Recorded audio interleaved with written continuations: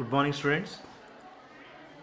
So today we will see how to solve problems on reducible to exact differential equations. So in the last class we have seen different rules for to reduce a given differential equation to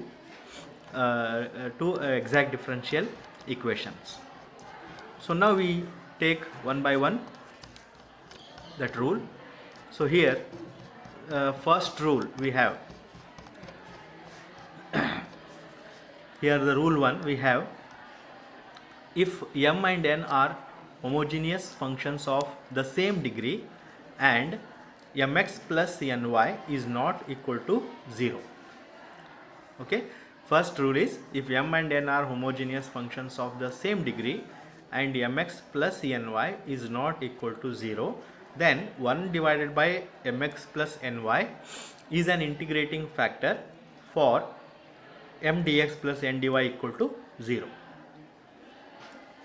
Next, rule 2, second rule.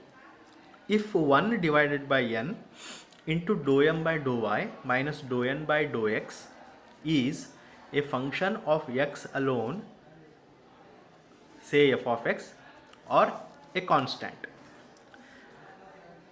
then e raised to integration of f of x dx or e raised to integration of k dx is an integrating factor for m dx plus n dy.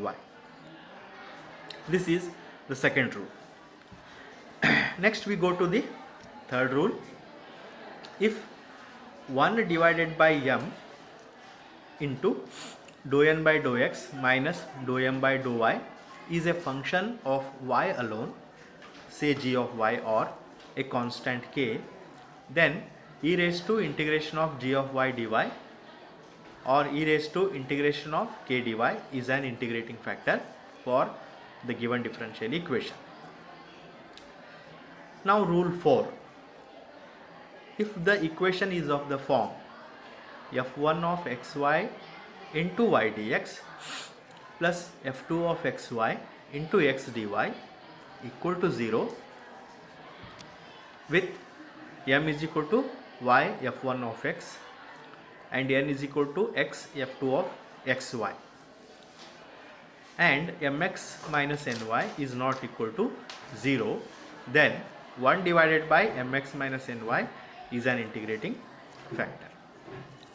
So these are the 4 rules we have to remember, and we check the given differential equation by one. First we go to the first rule. Observe that in the given differential equation, if m and n are homogeneous functions of the same degree, okay, if m and n are functions of the same degree, and then check whether mx plus ny is not equal to 0.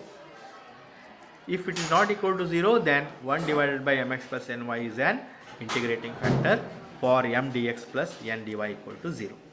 Okay. Suppose if m and n are not homogeneous functions, that means they are not of the same degree. Okay. So then go to the next rule, that is 1 divided by n into dou m by dou y minus dou n by dou x. Find this. Differentiate m with respect to y, differentiate n partially with respect to x, then calculate this whole term. Okay, calculate this term 1 by n dou m by dou y minus dou n by dou x.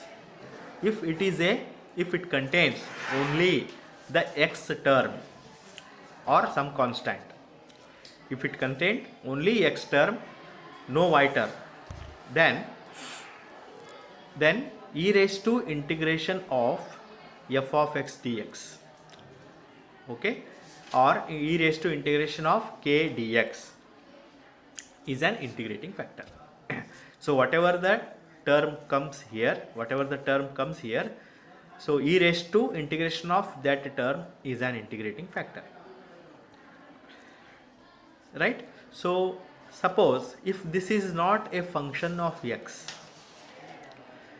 if this is not a function of x, then go to the next rule, go to the next rule and check whether, check and calculate this expression again, that is 1 by m dou n by dou x minus dou m by dou y. After calculating this, if you found it is a function of y or it contains only y terms, then e raised to integration of g of y dy or e raised to integration of k dy is an integrating factor. That is, if this term contains only y term, or constant k, then e raised to integration of that term dy is an integrating factor. Next, rule 4. In this case, what we have to do is we have to try to bring the given differential equation in this form. One differential equation is given, then try to bring the given differential equation in this form. That means take y term common wherever it is, okay.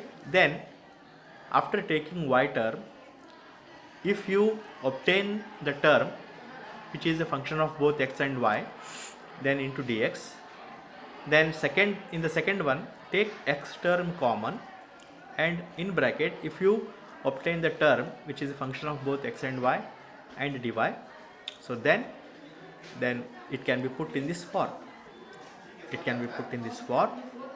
Then and also check whether mx minus ny is not equal to 0. If it is not equal to 0, then 1 divided by mx minus ny is an integrating factor. So like that, you have to check these conditions one by one and find the solutions. Now we solve one problem. Now we see one problem using rule 1. So here the first problem is find the suitable